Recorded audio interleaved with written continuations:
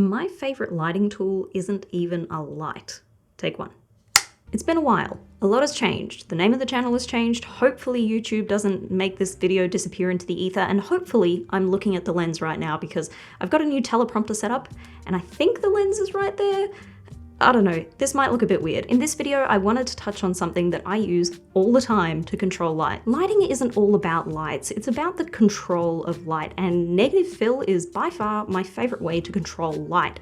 The simple subtraction of light ironically just adds so much to an image. So for those who don't know, neg fill is black fabric used to stop or cut a reflection, draped over a stand, pinned on a wall, or just put on set in some way, shape, or form. Or alternatively, you can get them on frames and they're called floppies.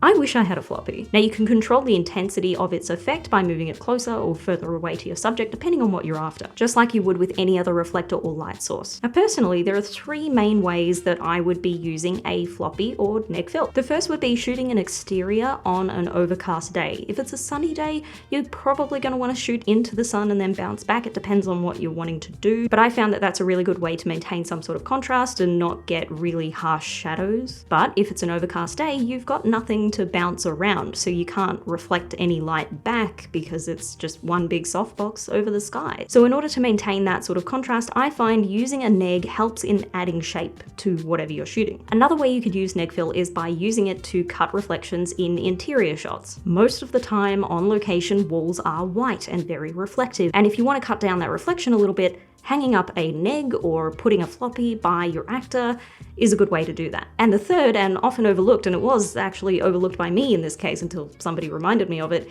is using it to cut reflections on things like tables. If you're filming an actor and they're sitting at a table, it can look quite weird having this weird underlighting sort of thing going on.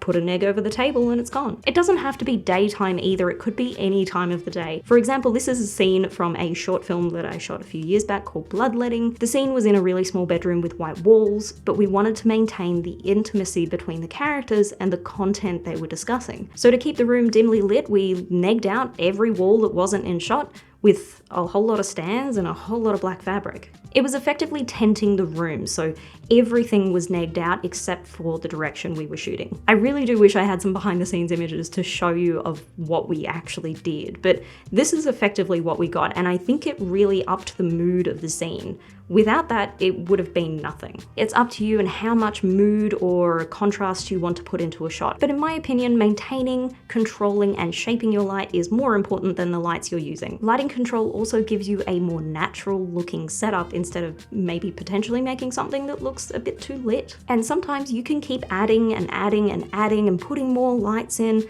but it's best to just keep it simple. And when you strip your lighting setups back and you just work with controlling what you have before adding other bits and pieces, you can come up with something much better than what you originally thought you wanted. And that's one thing I've learned over time, that simple is better, and you can definitely overdo it. Link of the week this week is a link to an article discussing a recent study talking about climate change and weather disasters and what the real cost to societies is. It talks about the worldwide global impact, and I think it's full of some really interesting information as well as very important information. So I'm going to leave a link down below so you can go check it out. So thank you very much. I hope you enjoyed that video, and I'll see you next time.